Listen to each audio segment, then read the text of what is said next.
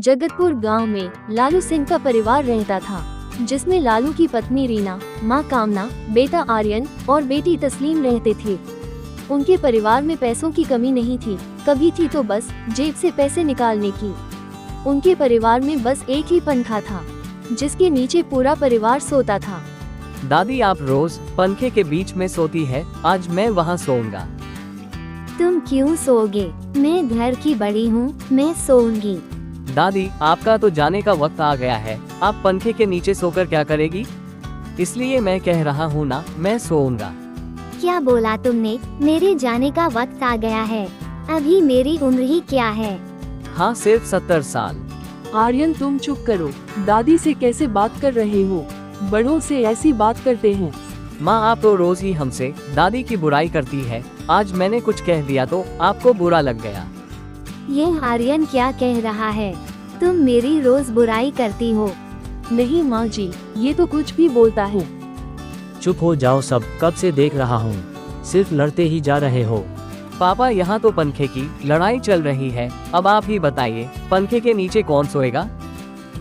बस इतनी सी बात, पंखे के नीचे कोई नहीं सोएगा, पंखे के नीचे सिर्फ मैं सोऊंगा। सब मुंह बनाकर चले जाते हैं। दिन गुजरता रहा और पंखे की लड़ाई भी बढ़ती जा रही थी। एक दिन पूरा परिवार गुस्से में लाला सिंह से कहता है, ए जी, गर्मी कितनी बढ़ती जा रही है और घर में सिर्फ एक ही पंखा है, ये पंखे के नीचे पूरा परिवार कैसे सो सकता है? रोज यहाँ पंखे की लड़ाई होती है, आप कुछ करते क्यों नहीं? मैं क्या करूं, एक पंखा तो बहुत है, पहले के जमाने में तो एक भी पंखा नहीं होता था। तुम्हें कुछ नहीं करना, सिर्फ अपने जेब से पैसे निकालना है और एक कूलर लगवाना है। पैसे पेड़ पर लगते हैं क्या?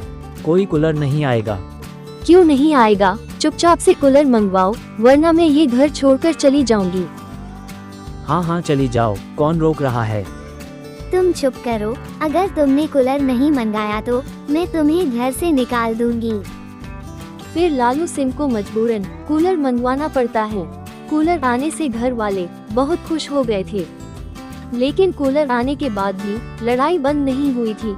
अब लड़ाई कूलर के सबसे आगे सोने की थी। सब चाहते थे कि कूलर के आगे वही सोए। एक दिन तस्लीम और आर्यन लालू सिंह से कहते हैं, पापा, आप एसी लगवा लो ना, जिससे पूरे घर में ठंडक रहेगी, प्लीज पापा, फिर यह रोज रोज की लड़ाई भी खत्म हो जाएगी। पहले तुम लोगों ने कहा कूलर लगवा लो, जिससे लड़ाई खत्म हो जाएगी, तो मैंने कूलर लगवा लिया। अब तुम लोग कह रहे हो कि एसी लगवा लो। तुम लोगों को पता भी है एसी का बिल कितना आता है? कौन भरेगा एसी का बिल? और एसी भी कितनी महंगी आती है। पापा, सेकंड हैंड एसी ले लो, वह तो सस्ती होगी ना, और हम सिर्फ थोड़ी थोड़ी देर एसी चलाएंगे, फिर बंद कर देंगे, इससे एसी का बिल ज्यादा नहीं आएगा। प्लीज पापा, एसी लगवा दो ना। एक शर्त पर लगवाऊंगा कि इसके बाद तुम लोग किसी और चीज की डिमांड नहीं करोगे। ओके पापा, प्लीज अब आप जल्दी से एसी लगवा ले बस। फिर लालू सिंह एक सेकंड हैंड एसी लगवा देता है, जिससे सब बहुत खुश हो जाते हैं। कुछ दिन तो लड़ाई झगड़ा नहीं होता है, मगर फिर अब आर्यन और दादी में एसी बंद और चालू करने की लड़ाई लगी रहती थी। एसी बंद करो, मुझे बहुत ठंडी लग रही है। तो आप कंबल ओढ़ लो, एसी बंद नहीं होगी, बहुत गर्मी है। आपको तो बहुत नाटक आता है। आर्यन, तुम तो मेरी एक भी बात नहीं मानते और हमेशा मुझसे बहस करते रहते हो। मैं इस घर की बड़ी हूँ, मगर कोई भी मेरी इज्जत नहीं करता और न ही कोई मेरी बात मानता है। खास तौर से तुम आर्यन, तुम्हें तो हमेशा अपनी ही पड़ी रहती है। हाँ तो दादी, आपको ही हर चीज से दिक्कत होती है, तो मैं क्या करूँ? इतनी गर्मी है और आपको ठंडी लग रही है, और आप ये चाहती है कि आपको गर्मी नहीं लग रही है, तो हमें भी गर्मी नहीं लगनी चाहिए। ऐसे ही रोज रोज बहस चलती रहती है। एक दिन आर्यन अपने दोस्त को एसी दिखाने के लिए घर बुलाता है और एसी चालू करके पूरा घर ठंडा कर देता है। वाह आर्यन, तुम्हारी एसी तो बहुत बढ़िया है, पूरा घर कितना ठंडा कर दिया है।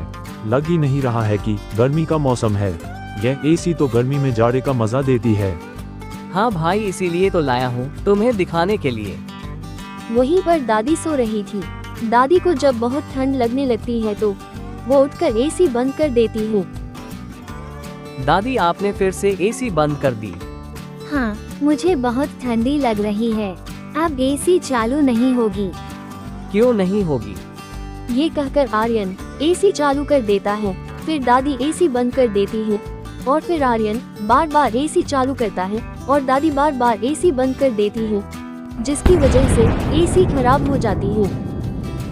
दादी आपने क्या किया? आपने तो एसी खराब कर दी। मैंने नहीं, तुमने खराब की है। इतनी ही देर में लाला सिंह आ जाता है और देखता है कि एसी से धुआं निकल रहा है।